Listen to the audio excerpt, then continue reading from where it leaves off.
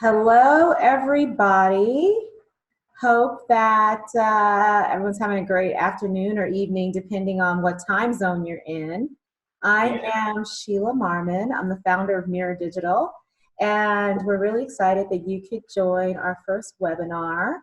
Our series is called Mirror Moments, and we are creating community in the time of COVID.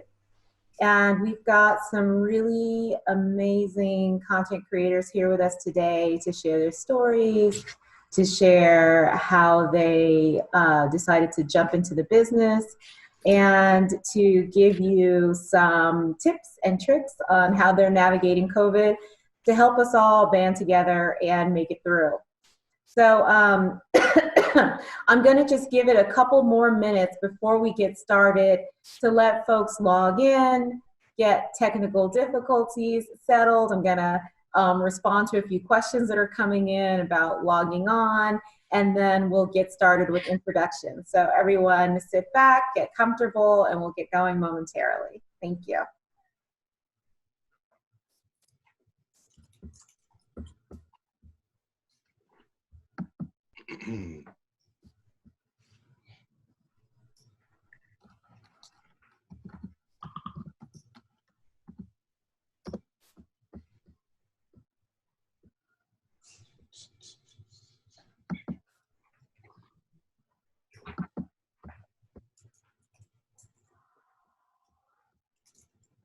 Okay, just gonna give it a couple more minutes.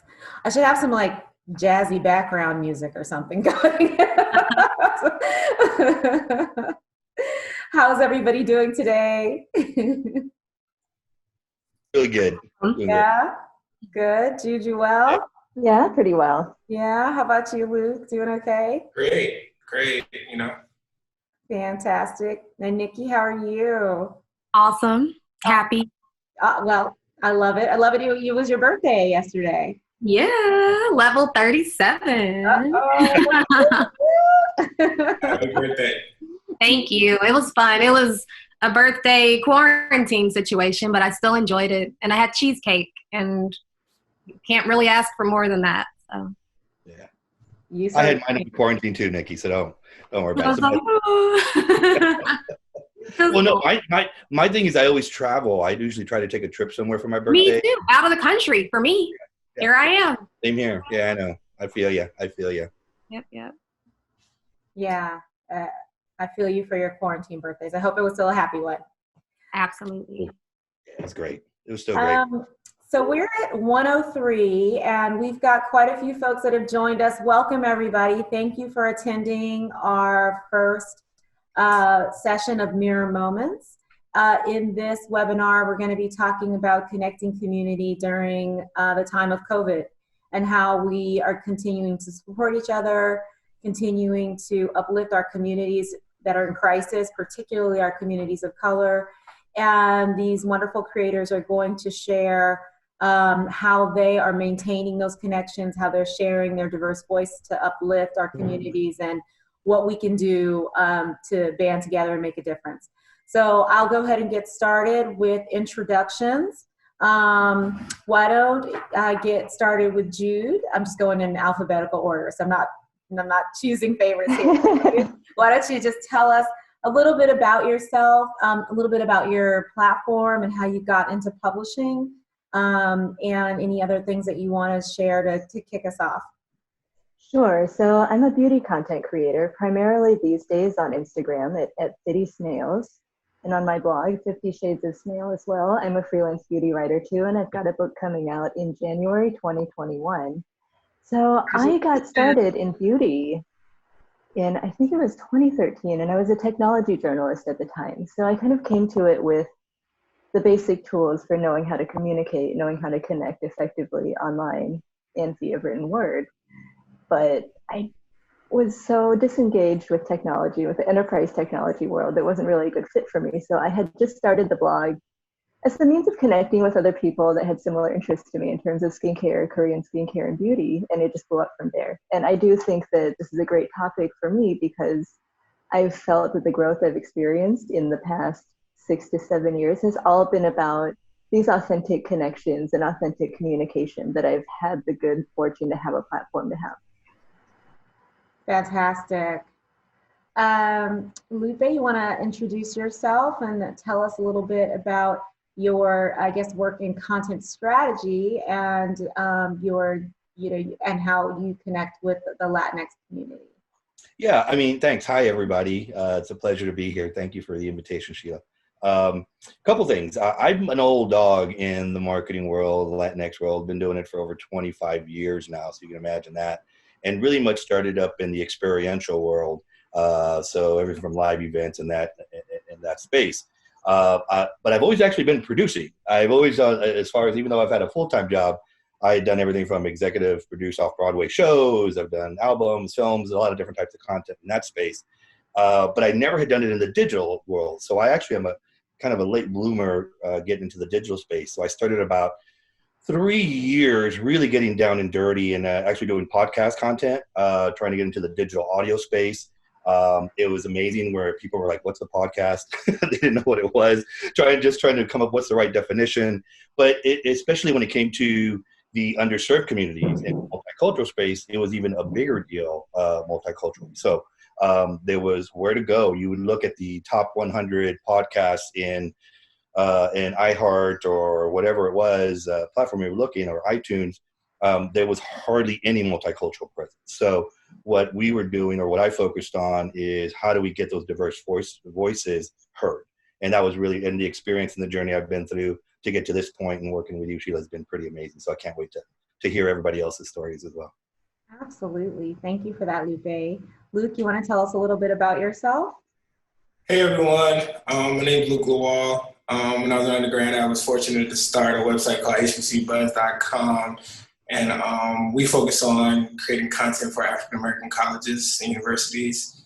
When I started HBCU Buzz, I realized that there was a void in the African American college space for telling our stories, and I just built it.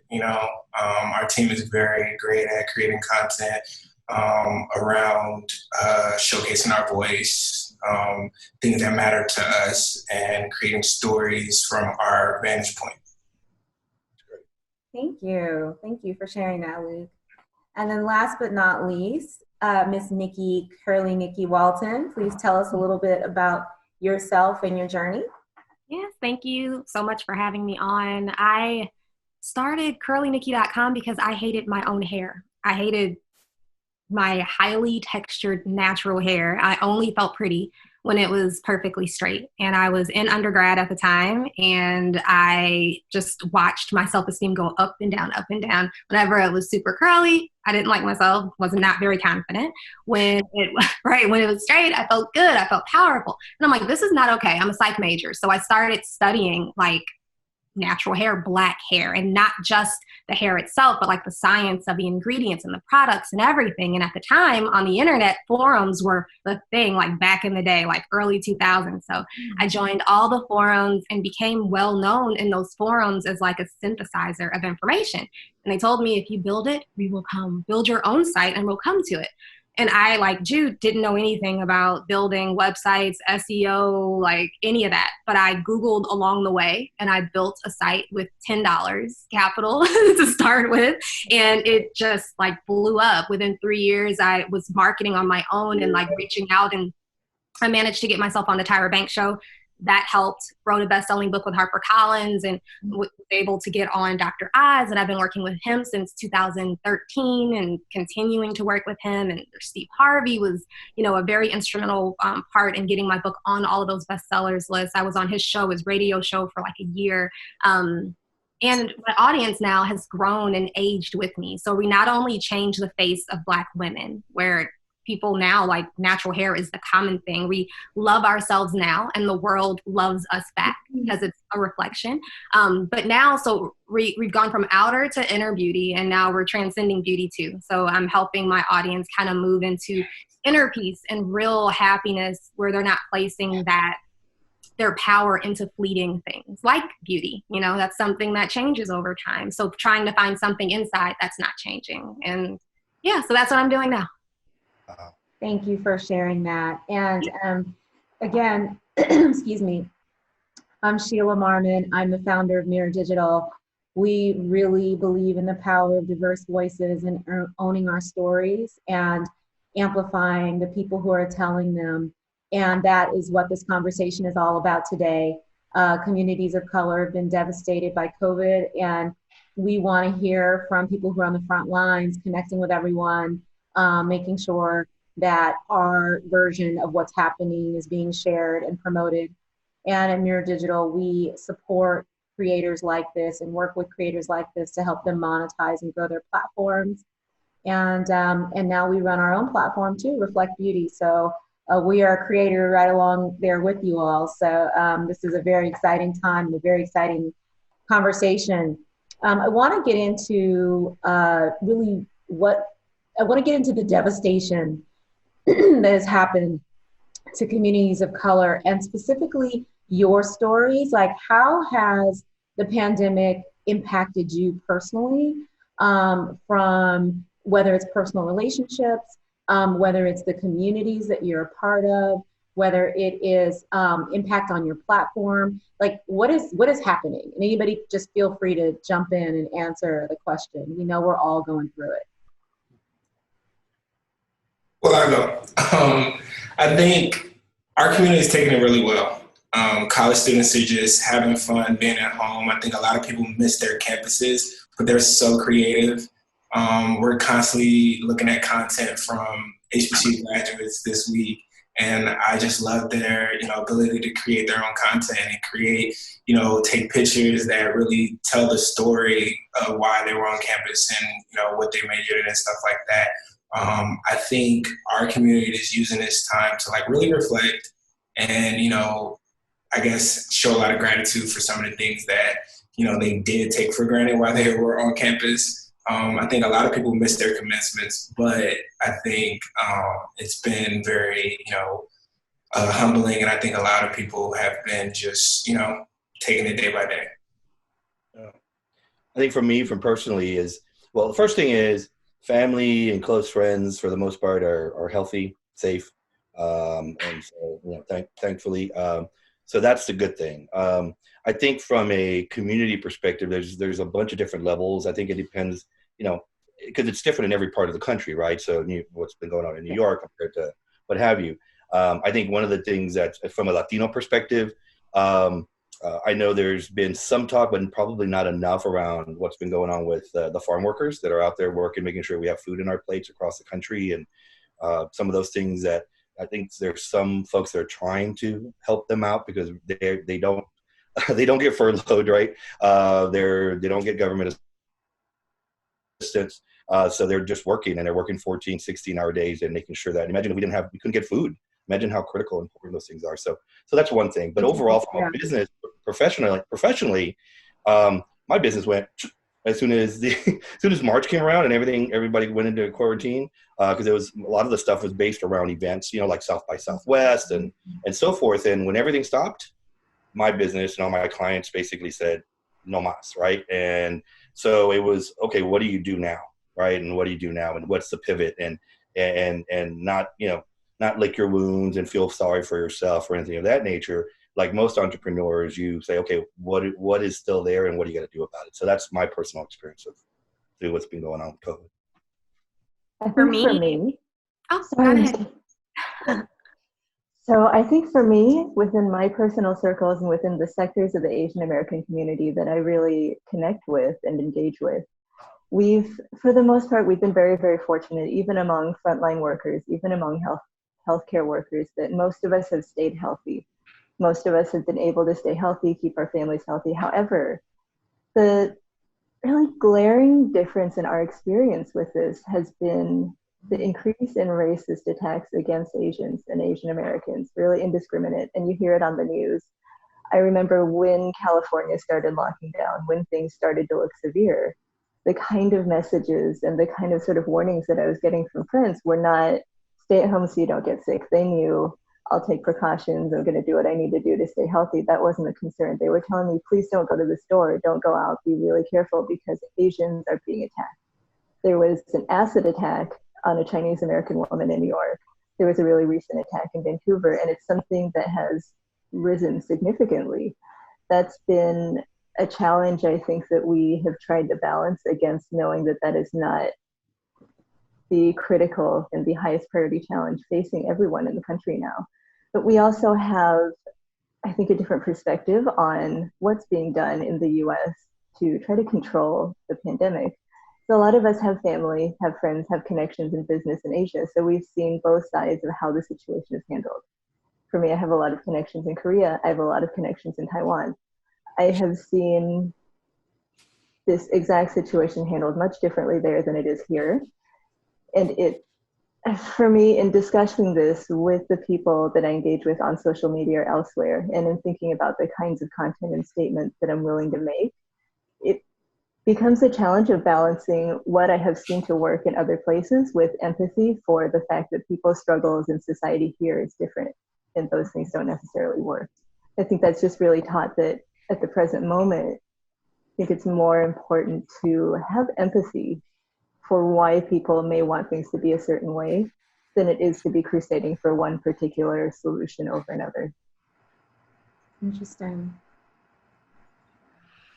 Yeah, so for me, I've always seen myself as my audience, you know, like they're a reflection of who I am. Most of them are African American. They are in their 30s or 40s. They're educated. They have husbands or they have had husbands. They have kids.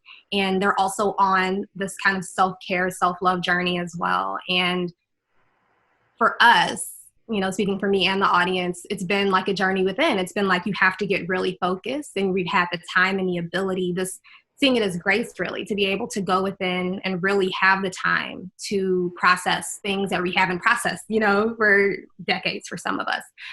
Also, it's been great for me. I've been publishing more content because I feel the urge, like I felt early on in the natural hair journey that I had, to help women feel more free in themselves and their skin and their hair. Right now, I feel this urge to help relieve their suffering from anxiety, from depression, from fear. And there's a lot of fear going on right now. So whereas I was only writing like 2 or 3 times a week, I'm writing at least once a day. And the engagement has gone up significantly. People are coming and expecting to see that content and helping people feel better. I mean, that's what I'm also a licensed psychotherapist. Like, that's my thing. That's what I do. That's what I love. It's my service. And I feel that this time has allowed me to do that more fully. I love that. Thank you all for sharing that.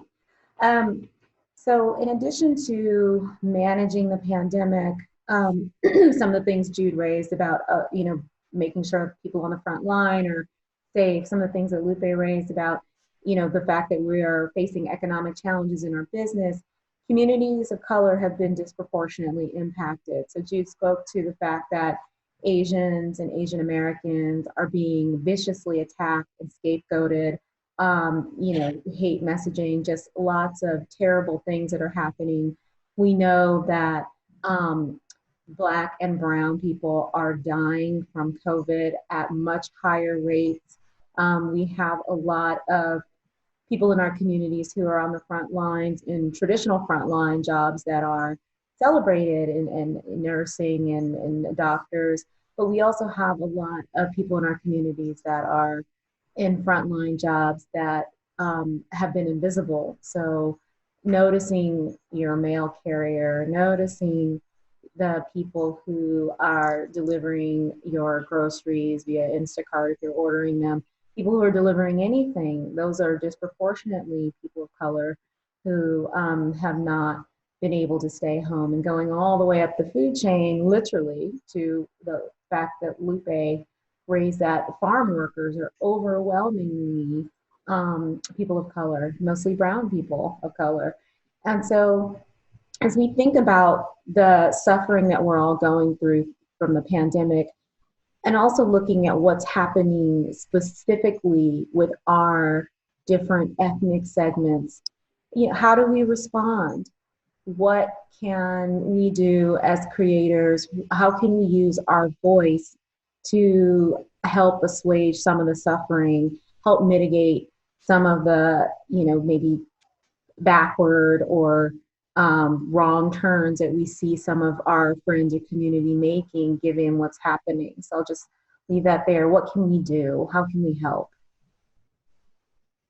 I think Nikki brought up a really great point when she said that she's creating more now than she is before, because for any of our audiences, if we're not directly physically next to them, there's not that much we can do on a practical level. However, what we as creators provide has always been a connection, some kind of authenticity, someone that they can relate to, even if it's just to enjoy themselves, to entertain them, to give them something to think about for an hour of their time. So one thing that I've started doing, as much for myself as for anyone else, because I've been craving social connection, is I've started a weekly Instagram live with a guest every week. And so the guest will be someone, usually someone that's also pretty well known in our sector, in our community. And we just come on, we'll have a little loose framework of what we want to talk about.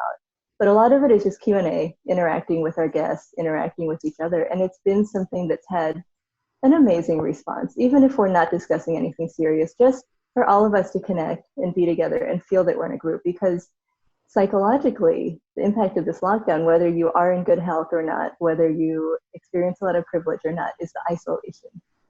Is just that lack of connecting with other people. And to be able to join something like that, feel seen and feel recognized and feel part of a group, I think is massively helpful for people, just to inspire them and motivate them, give them a little bit more energy and something to look forward to in their day. I love that. I love that. Does anybody else want to address that? Sure. At HBCU Buzz, the first thing we did was we reminded our audience that we're all in this together. We published a social media video where we got different leaders in the HBCU space to put together a mashup video just to remind students that, they're not alone in this. We're all in this together. Everything that they're affected by is affecting us as well. Then we started trying to figure out ways to showcase some of their accomplishments, like some of the students that are graduating top of their class. We've been creating ways to highlight them. We're ready to publish our top 30 under 30, which has given us a tool to just kind of showcase all the HBCU grads in our space that are doing really well. But I think for us, it's just publicizing what they have. I think for some of the HBCU students or the graduates, they're just looking to be heard and seen. So we utilize our platform just to do that. That's beautiful. I love that focus there is like focusing on the light in the dark. I always say, like, my favorite quote from that movie, A Wrinkle in Time with Oprah, there was a comment that humans have a hard time of focusing on the light when darkness is present. Like, that's what we do. So for you to be highlighting their successes and their honors and their achievements that their family can't come and stand and cheer and yell when they're not supposed to be because they tell you not to cheer until the end when everybody, that's so cool that you're doing that. I love that. Yeah, I think what they get out of the most is just recognition. They just want other people to see, know that they're there and be like, hey, I did graduate, And I think that's why our team, we're trying to post like 10 graduates a day, where it's just like we're kind of get as many as we can out there and just to let people know we see them, we acknowledge them. And even the ones that we can't showcase, we're constantly commenting, DMing them back and just letting them know, hey, we see them, we love the work, keep going, we're here with them.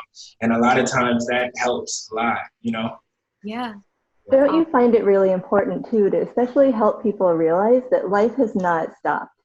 Right. Time is not on pause. And especially, Luke, for your audience with students and young people that are sort of facing like the milestones that they expected to celebrate in a certain way at this time of year and this singular time in their lives, the fact that these plans have been put on hold, it can be so horrible to feel like your life is on hold, it's paused, nothing's happening. And that's not true at all. So being able to give them this platform where they can share that and really feel like these things are still happening, my experience is still valid, and I'm still moving forward has to be a great thing to provide. Yeah, and the creativity is still there. I don't think as far as grad pictures and the way people want to express themselves around graduation time hasn't changed. I think people are still utilizing creativity to showcase, how hard it was for them to get their degree, parents with children, people working 4 or 5 jobs. Some people got 3 or 4 degrees. We're still highlighting and showcasing their stories. So I think we just have to continue that message. And this year we're doubling down more than anything. We're joining a lot of platforms that are creating live videos to, live stream some of the graduation commencements. So it's just different ways to try to connect with them is what we're focusing on. Yeah, Nikki, you want to go next? Or? Oh, no, I mean, basically what I was going to do, look, I lived in New York City during 9/11. I went through the financial crisis. And every time, and this is when I learned it through those time periods, we always came out kind of better, stronger, right? It makes us, so the positive angle that you were talking about, Luke, I concur with Nikki in that it's fabulous. And there's I didn't coin the term, but I heard it from someone else. It's called action with a purpose, right? Do actions with a purpose. And that, I think, kind of frames up where this pandemic has taken us from the stories I'm hearing from my colleagues here. And I think that's what I'm doing right now. I was like, okay, if I'm going to do something, there's some kind of action I'm going to take regardless. It could be digitally, it could be here in my own home, it could be whatever it is, whatever action I'm going to take, what's the purpose? And what's that positive action that's going to happen, because reaction is going to happen because of it. So I think that's kind of how I'll sum it up a little bit, kind of what I'm hearing from the peers here, the panelists. And so, yeah, remember that one. That was a good one that I learned a while back. So action with a purpose. So I just wanted to share that. I love it. So we already have started to get into this conversation, but I wanted to hear a little bit more about what I'm calling everyone's coronavirus strategy. So, we're all having to pivot and be a little bit more creative and think about how we, go head on at what's happening given this pandemic. So can you guys talk a little bit about what your coronavirus strategy is? The fact that we are at home, what are our safer at home practices? Luke already talked about showcasing some of the successes of the students. Like, what else are we doing differently given this unique situation that we're in? I'm actually not doing too much different, and I'm definitely not focusing on COVID-19. I talk a lot around it, but it's never really specifically on it. I don't report on it, but my hair, I bought this in March so that I, wouldn't have to figure out what to do with my hair every day. So being able to provide my readers with very easy solutions to looking good on Zoom calls, fake nails that they can use because we can't go to the salon anymore. And I found solutions for those that don't need glue, and, sharing that in addition to really quick, 5-minute refreshers. So if you're feeling off kilter because you just read a scary COVID headline, or you just got a call, somebody is sick, how you can shift into your piece, to give them quick shifters, because we all need that. Every day, something happens to get us off balance, whether it's our own financial stuff or our own health stuff, or, news coming from outside. You need tools in your toolbox. So I'm doing that more, providing people with really effective tools to keep them centered. I love that. I would love to see something on how I can cut my hair, because I just never learned. So I had some clippers and I tried to do it myself. Did not look good. So now, so now when we do our calls, that's why I don't show the camera. Really? So who's cutting your hair now? You guys both look great. Your hair looks nice. I used to be 5 days, every 5 days get a haircut. Now I'm every 2 weeks, maybe every 2-3 weeks. Well, see, now you don't have to go every 5 days anymore. It's unnecessary. There you go. Save that money. I'm in Texas, and salons opened up this past weekend, so that's okay. Yeah, so social distancing, you have to practice all the guidelines, but yeah. Yep. You were waiting at the door.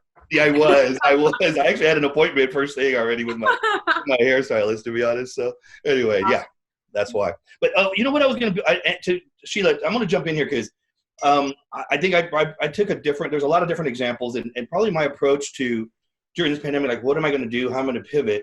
A lot of my stuff was based on experiential, right? I had shared South by Southwest events and things of that nature, and everything shut down. Well, I actually got an idea that what's already happening in Europe that I'm literally working on right now is because everybody's the big hit was these live streaming concerts, right? We heard about DJs going online, throwing parties, and it's taken off. Well, in Europe, they started doing concerts at old movie drive-in theaters. So because people still want to get out of the house, there's that white space. I try to find that white space. Where is there still white space that I could jump on before anybody else? And I saw it happening in Europe last 2 weekends ago. And so I'm on that. So imagine doing cool Latinx concert at old movie drive-in theaters that haven't been used in who knows how long, but now you're doing a little retro look to it. Yeah. And artists and everybody can just show up in their cars. Good reason to get in your car, get out of the house, and just kind of do some stress and listen to some good music. So and still social distance. Yeah, still social distance, and even the artists, like the performances that I saw in Europe, where it was acoustic, so it was usually just one or two band members up on stage, and it's all still live streamed. So you can still watch it online, and everything still happens the same, right? But that's one example of like one of the ideas of what I'm trying to pivot and shift in my business model to adapt to what's going on right now. So I think like Nikki, I don't really directly discuss COVID in my content. Frankly, I think that there are far more qualified people who can discuss that than me, and I'm very conscious of not wanting to spread any misinformation or scare people in any way. I think my strategy has been that I had already been transitioning to including more wellness, more mental health, and more overall fitness and self-care content alongside beauty. So it's been more of a realignment to focus more on those other topics. So I've been partnering with a CBD brand that's owned by a friend of mine. And what energy I have that doesn't go to working on the book now is creating content about anxiety, like very actionable, simple steps that you can do right now, because a lot of people are suffering from this, no matter where they're from. Absolutely. And we don't want to just tell them, well, go find a therapist, wait until all this is over and then seek help. People need strategies now, coping mechanisms that they can use now the next time that they get stressed out, as you guys have mentioned. So I work on things like that, giving people specific tools to help them take care of themselves, whether it's in fitness, nutrition, or just your basic routines for yourself. I think too that I've been very fortunate in that I've been work from home for a long, long time. So my daily life hasn't been impacted as much. And I've seen a great opportunity to sort of help people with that transition now, since a lot of people aren't used to this, and it creates more challenges that they really don't need on top of everything else. So it's just sort of a shift in seeing what the audience is really needing and what they're responding to and going in that direction. Well, I love this. I love all the things that I'm hearing. Publishing more, doing IG lives to create community, making sure the messaging that we're all in this together is front and center. Only thing I was gonna accomplishments. Only thing I was gonna add is that we've been focusing on trying to personally connect with all our viewers. I know it's challenging with the amount of followers and fans we might have, but we've been trying to figure out ways to just comment on everybody's posts, tag more people, figure out different ways to reply, DM, like we clean our DMs daily, where it's just like we're constantly responding to people and just let them know we see them. I think most importantly, what people are missing during this, tragedy is just the ability to connect with other people. So we've been trying to figure out ways to just, let them know we see them, we hear them, figure out what they might want from our platform. Like we ask people every time, like, hey, what would you like to see? What schools are we missing? What events happening? What Zooms should we be publicizing? What videos should we post? Just constantly talking to them. I think that's very important. Well, Luke, but that's what makes social media special, right? That's what makes it unique versus mass media, the old 30-second commercial on a big national broadcast. You get to connect. I mean, that's what makes social media, the digital media realm, so special, man, that you get the chance to do that. And that's amazing that you're doing that. That's really What's awesome. Cool, though, is like, I agree. I'm always quick to respond to DMs and to comment back, but not always. But in the last 2 months, I try to respond to everybody, even if their comment was just a heart. Like, I'll send love to them, like, specifically, and it takes longer. And my daughter loves social, so she'll help me. But it feels important. And so you put it into words. I didn't realize that's what I was doing. But yeah, just connecting more. It does, and I'm sure you see the responses that you get sometimes from people when they're like, oh my God, I can't believe you answered me. And it can make their totally. day.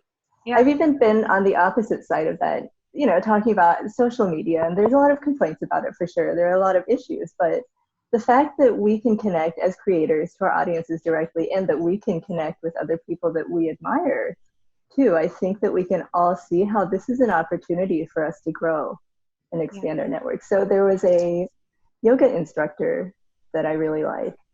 Sort of the equivalent of like 20 years ago, it would have been a Buns of Steel instructor in a video, right? Mm-hmm. But because we live in social media now, I reached out to her with just a question about a yoga mat. she answered, we're friends now, and she's coming on one of my lives. And this so cool. is just so many doors can open for us now if we're using it mindfully. Right. And definitely showing our viewers and our audiences that we see them, that means something to us, can do a lot for them too. Right. Yeah, that sounds great. And I think you're absolutely right. And in remembering that, you know, we want all these voices being amplified. And so having a tool where there's someone who can connect with every type of person and there's no gatekeeper saying, you know, these voices are allowed and these voices are not, that there's a real democratization and a bubbling up where you can find your tribe. I think that's really important, and why I think it's so important, especially in these times that, you know, everyone is connecting with their individual tribes. And I love that, making them feel seen. It's like, we see you. Oh, that's awesome. I want to turn the conversation now a little bit to talk about some of the nuts and bolts of how you all are running your businesses. So Lupe's already talked about this a little bit, but you know, you all are all entrepreneurs, and we've heard a lot of news about how small businesses being impacted, how a lot of, you know, solopreneurs who are in the wellness and service spaces are not able to deliver those services. And how are you navigating this and continuing to build your business and maintain momentum in some really challenging times? And what advice do you have for other creators in the space who might be facing similar challenges? I would say the first step that we took is trying to support businesses that support us.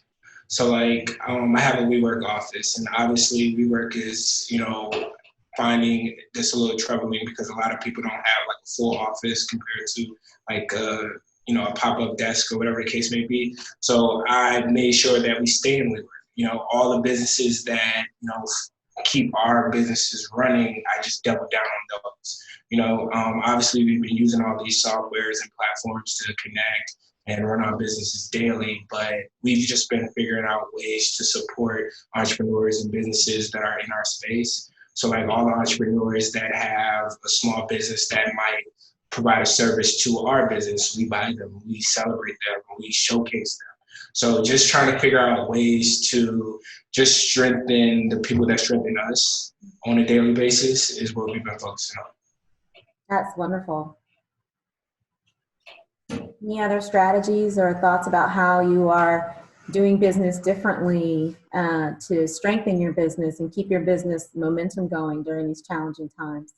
I always see adversity as a way for you to create new opportunity. So in this situation for me, like I said earlier, I'm creating more content, networking more, new baby ideas, you know, like new ideas are being born that will be birthed, and I'm seeing it unfold, and it's fun and it's exciting. So with all of this chaos going on, like, you can still have like a star form in that. Something very beautiful can come from that. And I think that if people can stay focused and stay mindful and not be distracted, you know, by the adversity. And if you're blessed enough, like I am, to work with beautiful people like you, Sheila, where yes, things are tough right now, but we're all pulling together and we're working hard and we're leaning on networks, you know, that we've already established and pulling in new ones, that we can be even more successful during this time and as we come out of it. Mm-hmm. Exactly. Can you say a little bit more about leveraging networks? Because I think that's a really important point. Like, to not think you have to weather this alone. Can you speak a little bit more about some of those networks? Absolutely. So for me, I'll talk about what I'm doing in the self-care space, which is like not a complete rebrand for me, but it truly is like going from beauty, like outer beauty, to complete inner beauty. It is for me like it's a pivot, because a lot of the people that found me, they weren't following me for that. So dragging them along, some of them unwillingly, others happily, you know, and then trying to get new audiences. So like Jude, I've taken advantage of live, not my own, but DMing large, like spiritual wellness accounts and telling them who I am, what I do, and getting responses. And they're like, yeah, let's come on. And there was one I did, and I was only on for 30 minutes and I got 100 new follows, and they're follows that are there to hear me talk about the stuff I talk about today, not about twist outs, you know, from 10 years ago. So that was really exciting. So getting that momentum, making those connections, reaching out to people like Deepak Chopra and getting responses. I'll be on their live, like I believe at the top of June. And that's just like moving in a space that I was always going to be going there, but because I have this time now, you know, it's like, why not like turn up? Like, this is what I actually want to do. And this is where I want to take the audience, and I want to talk to people about this. So using it to really focus in, it's almost like when your back is against the wall, what are you going to do? Like you said, like Lupe, you have to pivot. You have to start creating new ways, and you have to do it now.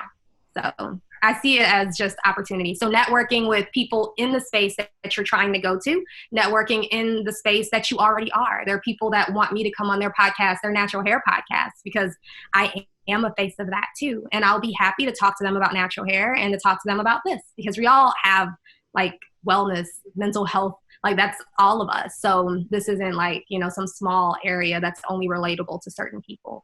So yeah, just being able to connect with people from your present network and then find new networks and grow.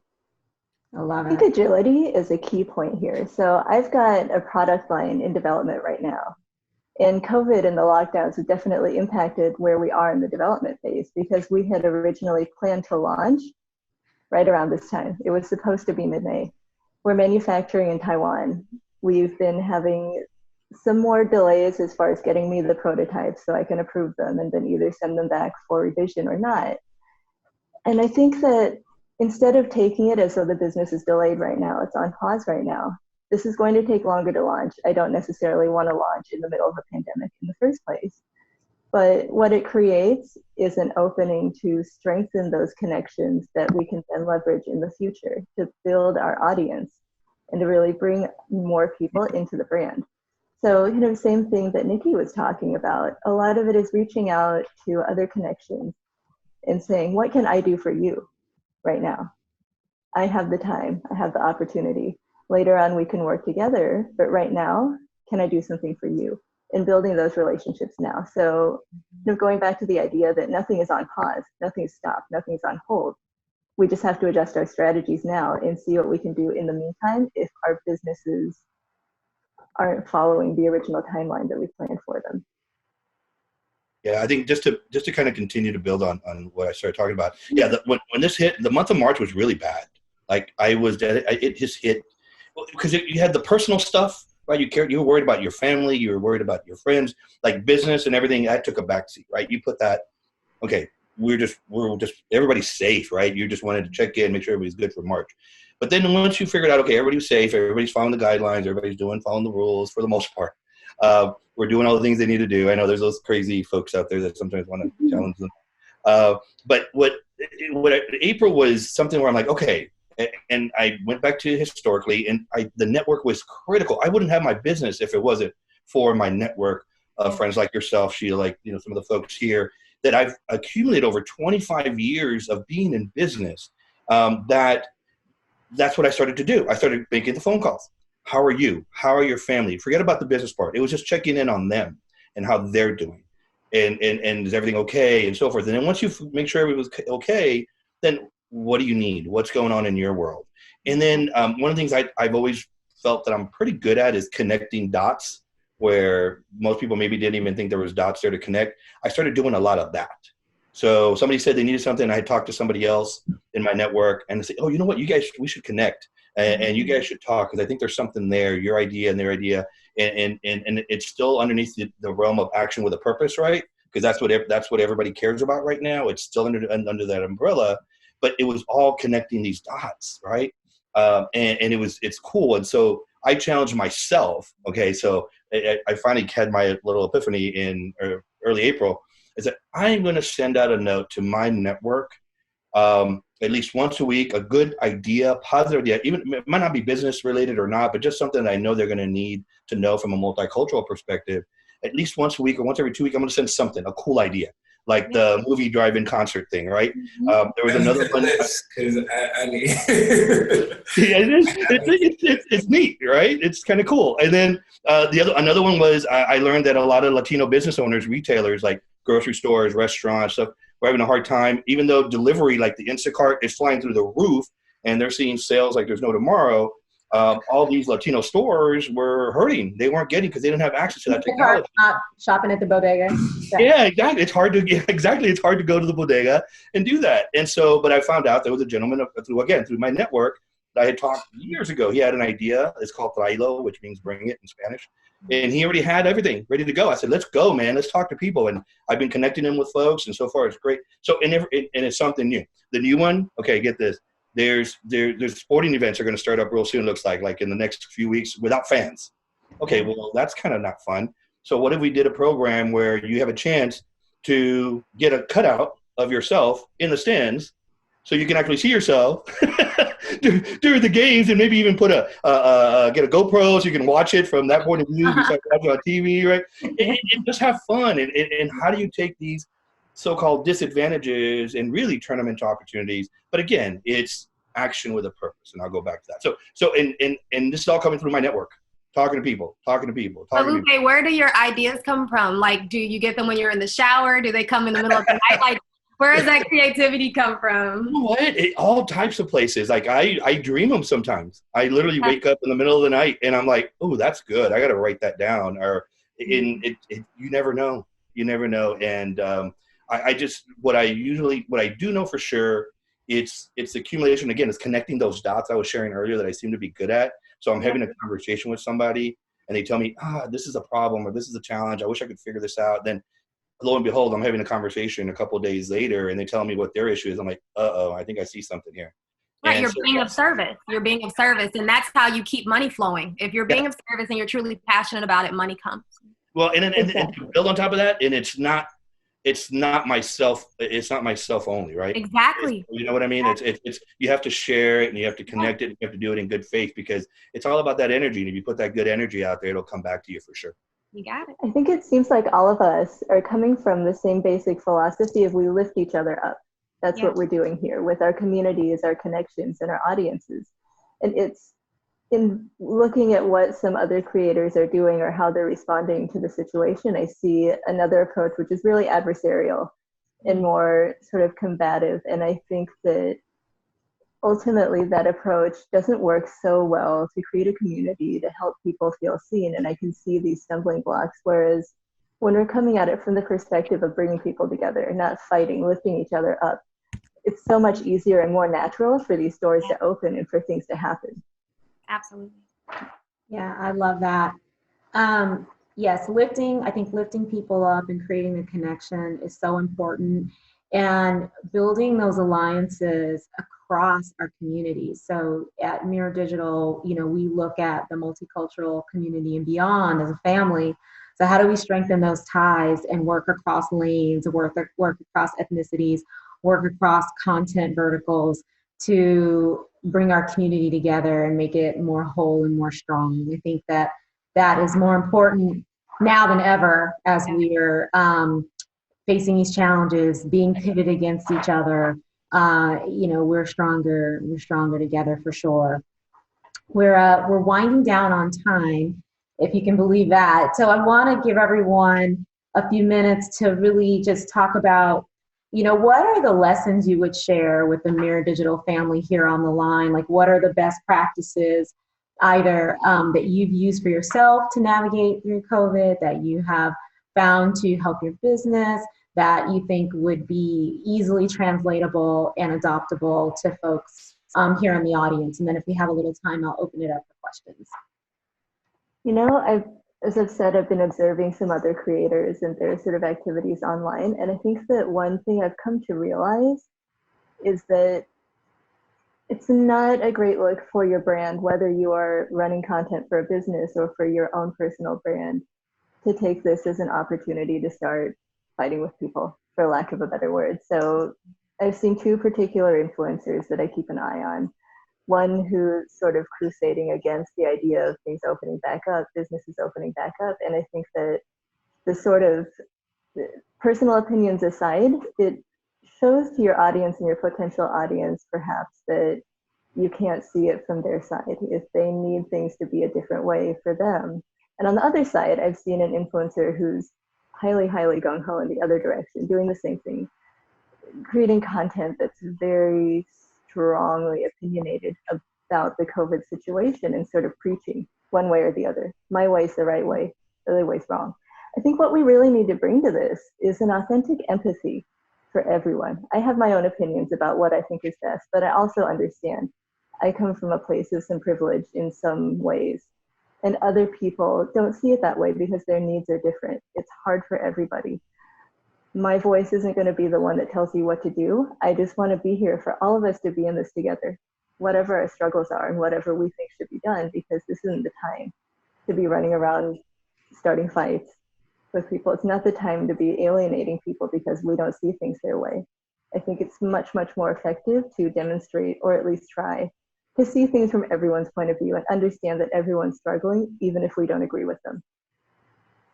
I love that. I agree with that 100%. Fantastic.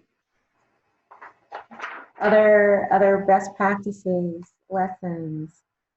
Well, I'm going to just, I've already been saying mine, so I'll say it again. The action with purpose. Action with a purpose. Just be mindful of that. I think if you use that as a filter, as a checklist to whatever you're contemplating or debating or internally trying to figure out, as long as you know there's whatever action you take, there's a purpose behind it, and hopefully a positive purpose. Positive purpose. Maybe I got to add that one, right? Action with positive purpose. But yeah, I think that's my, if there's anything I want to share with everybody out there, that'd be the one takeaway. Mine would be to be transparent and authentically yourself always. And that's what I've done since 2008. And it's why a lot of the women that started with me then are still with me now, because I share my own fears and my own anxieties and my own growth. And the information that I share about beauty and even about my inner beauty journey is information I can find just about anywhere. But coming through this vessel, it's unique. So you are what's different. So making sure that you're not afraid to be yourself, because that will be why you're successful if you are you. Yeah, fantastic. Only thing I was going to add is to check in. I think oftentimes when we're creating content, we forget to just kind of check in with our audience, figure out their needs, figure out what they're struggling with, what they want.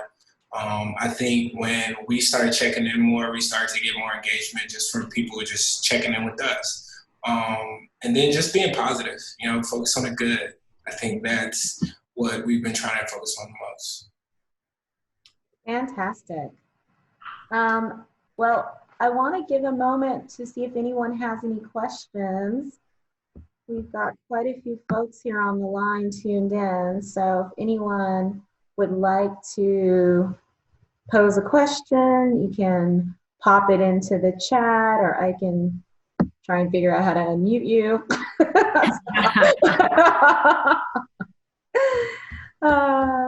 Any questions at all? Okay.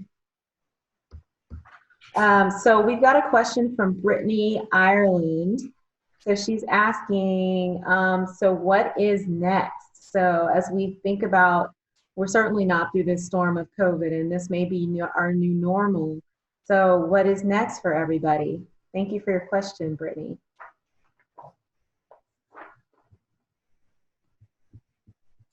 Well, Brittany works at HBCU, but so maybe she wanted me to talk about what we're doing next. You added her. She was trying to seem like a concerned citizen. So I think right now we're getting ready to publish our top 30 under 30, just, again, showcasing and highlighting HBCU grads and whatever they have going on, whether they're small businesses or how they're trailblazing in their communities, and just figuring out more ways to connect. That's what we're focusing on. Great. We have a question from Jason Gaines. When did you kick into high gear during the pandemic? What was that turning point, like catalyst? For me, I think it was my own fear of my health, because I was sick at the top of March and was afraid that I had COVID and that I might give it to my family. So working through my own panic, my own fear, and watching myself, all of a sudden, I don't ever watch the news. I don't read headlines. I don't read like stuff like news ever, really. Like I just get little bits that I need to stay abreast of what's going on. But I'm never like the person that checks my feed in the morning. And I've been doing that for like 2 weeks straight. When I stopped and realized, like, I woke up, I'm like, oh my God. So I started writing more to help relieve what I know people were going through too, because I was doing it myself. So reminding them, before you reach for your phone in the morning, reach for peace. So it was my own inner turmoil, then my waking up, that kind of drove me into producing content because I wanted to help people feel better. I made myself feel better, made my cup full, and then started pouring into others.